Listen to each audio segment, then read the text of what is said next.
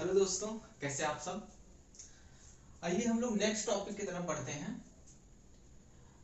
हम लोग पढ़ते हैं सुपरपोजिशन थ्योरम। सुपरपोजिशन थ्योरम ये बताता है, अगर कोई सर्किट है, ठीक है, सर्किट में रेजिस्टेंस है हमारे लगे हुए, वोल्टेज सोर्स भी लगे हुए हो सकते हैं, करंट सोर्स भी लगे हुए हो सकते हैं, एक भी हो सकते हैं, कई सारे भी हो सकते हैं। तो सिंपल, अगर एक वोल्टेज सोर्स है तो V equal to I into R से हम करंट की वैल्यू निकाल लेंगे कि किस ब्रांच में कितना करंट फ्लो हो रहा है। लेकिन अगर मल्टीपल सोर्स लगे हुए हो उस सर्किट में, जैसे वोल्टेज सोर्स 2 लगे हो, 3 लगे हो, 5 भी लगे हो सकते हैं, मल्टीपल लगे हो, और करंट सोर्स भी साथ साथ में लगा हो कई सारे, तब ऐसे कॉम्प्लेक्स वाले जो सर्किट है उसको सॉल्व करने के लिए एक थ्योरम दिया गया है जिसका नाम है सुपरपोजिशन थ्योरम।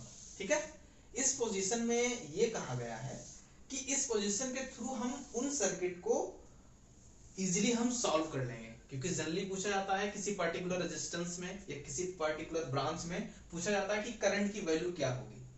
ठीक है, तब सुपरपोजिशन थ्योरम ये कहता है कि उस पर्टिकुलर ब्रांच में जिसमें करंट का मान पूछा गया है, करंट की वैल्यू पूछी गई है, उस पर्टिकुलर ब्रांच में जो करंट फ्लो होगा वो जितने भी रेजिस्टेंस, उस पर्टिकुलर ब्रांच में जो करंट फ्लो होगा वो जितने भी वोल्टेज सोर्स हैं, जितने भी करंट सोर्स हैं, उन सब से जो करंट जाएगा उन सब का अलजेब्रिक सम जो होगा उस ब्रांच में, पर्टिकुलर उस रेजिस्टेंस में, वो करंट की वैल्यू आएगी। उन सभी करंटों का जो अलजेब्रिक सम होगा उस पर्टिकुलर ब्रांच में या पर्टिकुलर रेजिस्टेंस में, वो वैल्यू आएगी उस ब्रांच या उस रेजिस्टेंस में करंट की। ठीक है, इसको हम एग्जांपल के थ्रू समझेंगे तो और ज्यादा समझ में आएगा। सपोज दैट यहां से एक वोल्टेज सोर्स लगा हुआ है, ठीक है, रेजिस्टेंस लगा हुआ है, यहां एक वोल्टेज सोर्स लगा हुआ है, यहां एक रेजिस्टेंस लगा हुआ है, ठीक है, यहां एक करंट सोर्स लगा हुआ है, ठीक है, यहां एक रेजिस्टेंस है, और ये सर्किट ऐसी है। सिंपल सा भी हम सर्किट लेते हैं। यहाँ एक वोल्टेज सोर्स V1 लगा हुआ है, यहाँ वोल्टेज सोर्स V2 लगा हुआ है, यहाँ एक करंट सोर्स I लगा हुआ है, और यहाँ R1 रेजिस्टेंस है, यहाँ R2 रेजिस्टेंस है, यहाँ R3 रेजिस्टेंस है। ठीक है, अब पूछा जाए अगर आपसे क्वेश्चन में कि इस R3 वाले रेजिस्टेंस में करंट की वैल्यू क्या होगी, R3 वाले रेजिस्टेंस में करंट की जो वैल्यू है वो पूछा जाए, या R2 वाले रेजिस्टेंस में इस वाले ब्रांच में करंट की वैल्यू पूछा जाए, या इस वाले ब्रांच में करंट की वैल्यू पूछा जाए, तो यहाँ पे हम देख रहे हैं कि 3 सोर्स लगे हुए हैं, जिसमें से 2 वोल्टेज सोर्स लगा हुआ है, एक करंट सोर्स लगा हुआ है। ठीक है, तो 3 सोर्स हो गए, 2 वोल्टेज सोर्स, एक करंट सोर्स। अब सर्किट कॉम्प्लिकेटेड हो गई। सिंपल सा एक वोल्टेज सोर्स लगा हुआ होता तो V equal to I into R से हम निकाल लेते, या ये दोनों वोल्टेज सोर्स भी ना लगे हुए थे, केवल एक करंट सोर्स लगा हुआ होता, तब भी हम इजीली ये करंट यहां से डिवाइड करके, जो हम एक इक्वेशन बताए थे करंट डिवाइडेशन रूल से, ऐसे करके भी हम निकाल लेते, हमारा निकल जाता है यहाँ पे जो करंट आ रहा है। लेकिन यहाँ पे अब 2 वोल्टेज सोर्स लगे हुए हैं, एक करंट सोर्स लगे हुए हैं, तब इस तरह की सर्किट को हम कैसे सॉल्व करेंगे। तो सुपरपोजिशन थ्योरम ये बोलता है कि जितने भी सोर्स लगे हुए हैं, चाहे वोल्टेज सोर्स हो चाहे करंट सोर्स हो, उन सोर्सों के कारण जो करंट फ्लो होगा, कुछ ना कुछ बहता हुआ इस रेजिस्टेंस में जाएगा, कुछ यहां से जाएगा, कुछ यहां से जाएगा, कैसे भी जाए, तो इस पर्टिकुलर ब्रांच या रेजिस्टेंस में जितने भी करंट आ रहे हैं इन पर्टिकुलर सोर्सों की वजह से, उन सब का जो अलजेब्रिक सम होगा, जो अलजेब्रिक सम होगा इंडिविजुअल करंट्स का, वो यहां पे करंट की वैल्यू होगी। वो जो करंट की वैल्यू आएगी वो इस पर्टिकुलर रेजिस्टेंस या करंट फ्लो होगा इस ब्रांच में।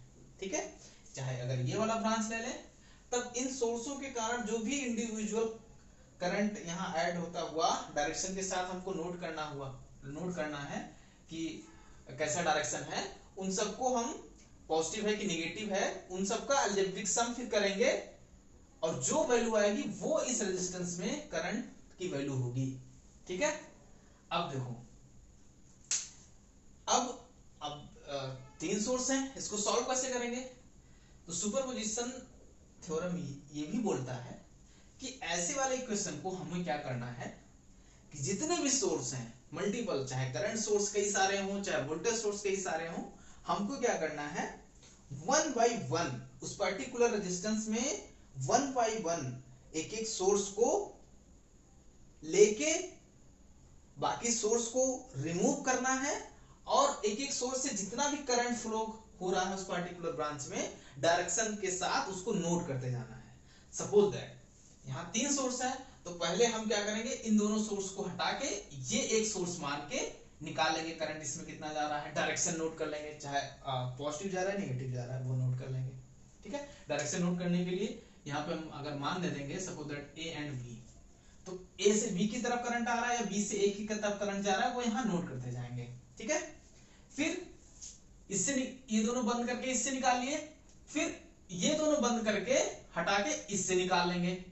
ठीक है, इसमें कितना करंट जा रहा है डायरेक्शन के साथ, वैसे फिर इन दोनों को बंद करके इससे निकाल लेंगे। ऐसे मल्टीपल अगर वोल्टेज सोर्स या करंट सोर्स हो तो हम एक से स्टार्ट करेंगे किसी से, और बाकी सबको हम रिमूव कर देंगे, और फिर सेकंड सोर्स लेंगे, फिर थर्ड सोर्स लेंगे, ऐसे करते हुए सारे सोर्सों से जो करंट हमको इस ब्रांच में निकालनी है वो निकाल के, पॉजिटिव है कि नेगेटिव है, अप है कि डाउन है ए बी में, उसको फिर उन सबका अलजेब्रिक सम करेंगे, तो जो अलजेब्रिक सम में जो करंट की वैल्यू आएगी वो इस पर्टिकुलर रेजिस्टेंस या ब्रांच में करंट की वैल्यू होगी। ये तो हो गया कि हमको इंडिविजुअल एक एक से निकाल लेना है इस ब्रांच में। अब ये है कि जो अगर हम एक सोर्स ले रहे हैं तो बाकी सोर्स क्या करेंगे, बाकी सोर्स को रिमूव करना है, तो रिमूव तो ऐसे तो है नहीं कि क्योंकि सर्किट कंप्लीट है वैसे ही हटा देंगे, तो रिमूव करने का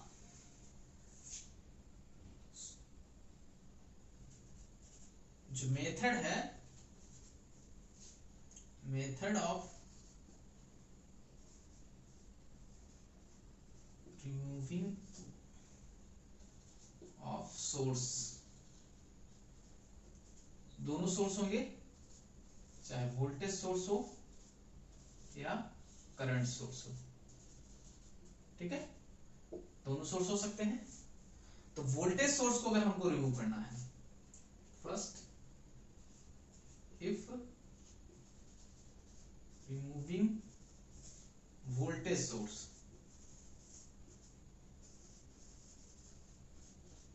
अगर हमको वोल्टेज सोर्स को हटाना है तो हम क्या करेंगे, if removing voltage source then remove voltage source and sort the both terminal। अब बोथ टर्मिनल में बोला हूं सॉर्ट द बोथ टर्मिनल, मतलब अगर हमको इस V1 को हटाना है, रिमूव करना है, तो रिमूव करने के लिए क्या करना है, सिंपल सा इसको हटा देना है। जैसे हम इसको देखो, इसके दो वो हैं सिरे, एक सिरा समझ लो ये है, एक सिरा समझ लो ये है, चाहे वो सिरा यहाँ माने या यहाँ माने। ठीक है, दो टर्मिनल होंगे, एक T1 टर्मिनल हो गया, ये T2 टर्मिनल हो गया। ऐसे इसके दो टर्मिनल है, चाहे यहाँ मानो चाहे यहाँ मानो, ये T1 हो गया, ये T2 हो गया। ऐसे इसकी भी दो टर्मिनल है, एक यहाँ होगा एक यहाँ होगा, एक T1 मान लो एक T2 मान लो। ठीक है, तो क्या करना है, सिंपली क्या करना है, उस वोल्टेज सोर्स को रिमूव कर देना है। हम क्या किए, इस वोल्टेज सोर्स को रिमूव कर दिए। ठीक है, रिमूव कर देना है and sort the both terminal, terminal जो T1 है T2 है, दोनों टर्मिनल को क्या कर देना है, सॉर्ट कर देना है। इस तरह से वोल्टेज सोर्स को हम रिमूव कर देंगे।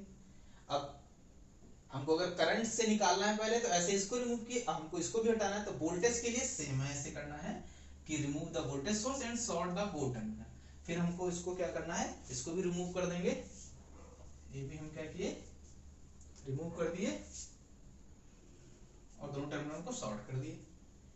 अब सपोज दैट हमको क्या करना है, करंट सोर्स को रिमूव करना है। If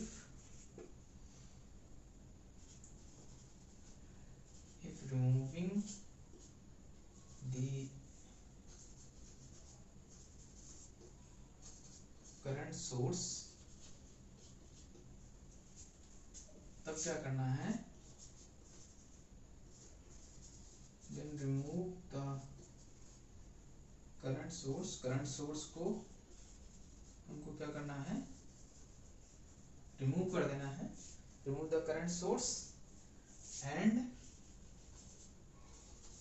open both terminal. अब बोल रहा है कि अगर हमको करंट सोर्स को रिमूव करना है तो करंट सोर्स को रिमूव करने के लिए क्या करना है, करंट सोर्स को रिमूव कर देना है और जो दोनों टर्मिनल है उसको ओपन रख देना है। And open the both terminal, दोनों टर्मिनल को क्या कर देना, हमको ओपन कर देना। सपोज दैट देखो यहाँ T1 है T2 है, अब हमको I जो करंट सोर्स है उसको हटाना है। ठीक है, तो I को अगर हमको हटाना है तो हटा दिए इसको, और क्या करना है, ओपन द बोथ टर्मिनल, वो दोनों टर्मिनल को ओपन रख देना। ऐसे ये भी रहेगा ये टर्मिनल, ऐसे ये भी रहेगा, बस ये आ गया। ठीक है, हमको जब भी वोल्टेज सोर्स को हटाना है तो हम जो हमारा सोर्स है वोल्टेज का उसको रिमूव कर देना है और दोनों टर्मिनल को शॉर्ट कर देना है। यहाँ का हटाया तो T1 T2 शॉर्ट कर दिए, यहाँ का हटाया T1 T2 शॉर्ट कर दिए। करंट सोर्स को हटाना है तो सिंपली करंट सोर्स को हम रिमूव कर देंगे and open the both terminal, दोनों टर्मिनल को हम ओपन कर देंगे। ठीक है, इस तरह से हम जितने भी और भी लगे वो सबको हटा के ऐसे कर करा के जो एक सोर्स कोई और होगा उससे देख लेंगे इसमें कितना आ रहा है, इससे देख लेंगे इन सबको हटा के, इससे देख लेंगे इन दोनों को हटा के, ऐसे करके डायरेक्शन सहित नोट करना है, डायरेक्शन के साथ नोट करना है कि करंट A टू B जा रहा है या B टू A जा रहा है, पॉजिटिव है कि नेगेटिव है। उस हिसाब से फिर जो करंट की वैल्यू, इसमें 3 सोर्स है तो 3 करंट जाएगा, 4 सोर्स है तो 4 करंट जाएगा, 5 है 5 जाएगा, 6 है 6 जाएगा। जितने सोर्स है इंडिविजुअल से निकालेंगे तो उतने करंटों को यहाँ अब हम अलजेब्रिक सम कर लेंगे। मतलब जितने करंट हमारे B टू A जा रहे हैं उनको एक साथ ऐड कर लेंगे, A टू B जितने जा रहे हैं उनको एक साथ ऐड कर लेंगे। अब उसमें से कम है कि ज्यादा है उस हिसाब से माइनस प्लस करके देख लेंगे, तो जो वैल्यू आएगी अलजेब्रिक सम इसीलिए लिखा गया है, बीजगणितीय योग जो होगा वो इस पर्टिकुलर रेजिस्टेंस में करंट का मान होगा। तो जनरली पूछा जाता है कि इस रेजिस्टेंस में करंट की वैल्यू बताओ, तो हम इस तरह से सुपरपोजिशन थ्योरम की मदद से हम सर्किट को इजीली सॉल्व कर लेंगे। सिंपल से क्या करना है कि इंडिविजुअल सोर्स को पकड़ना है, बाकी सोर्स को हमको हटा देना है। हटाने का तरीका ये है कि अगर वोल्टेज सोर्स को रिमूव करना है तो वोल्टेज सोर्स को सिंपली हटा देंगे हम और दोनों टर्मिनल को शॉर्ट कर देंगे, जैसे लिखा है T1 T2 T1 T2। Current source को रिमूव करना है तो सिंपल से क्या करना है, करंट सोर्स को हमको हटा देना है और दोनों टर्मिनल को ओपन ही छोड़ देना है, बस ये रिमूव हो गया। ठीक है, अब इस तरह से हम 3 सोर्स हैं तो 3 करंट जाएगा, 4 है 5 है जितने हैं उस पर्टिकुलर रेजिस्टेंस में हम करंट की वैल्यू पता कर लेंगे उस ब्रांच में और उन सबका अलजेब्रिक सम कर देंगे। अलजेब्रिक सम में आप बस डायरेक्शन हमेशा ध्यान रखना कि किधर से किधर जा रहा है, A टू B जा रहा है या B टू A जा रहा है। A टू B वाले जितने हैं उनको एक साथ ऐड कर लेंगे, B टू A वाले जितने हैं उनको एक साथ ऐड कर लेंगे और हम माइनस कर लेंगे या प्लस कर लेंगे। ठीक है, मेन तो अलजेब्रिक सम करना है, उनको जोड़ेंगे तो जाहिर सी बात है अगर माइनस वाला ज्यादा है प्लस वाला कम है तो माइनस में वैल्यू आएगी और प्लस वाला ज्यादा है माइनस वाला कम है तो प्लस में ही वैल्यू आएगी। ठीक है, उस हिसाब से यहाँ पे करंट का मान आ जाएगा। ठीक है, और जब भी यहाँ करंट का वैल्यू लिखना है तो डायरेक्शन के साथ लिख देना। अगर A टू B का वैल्यू ज्यादा है तो वो करंट का मान लिखना और लिख देना current flow from A to B। ठीक है, अगर B टू A का मान ज्यादा है तो current flow from B to A। ठीक है, इस तरह से आपका आंसर कभी गलत नहीं होगा।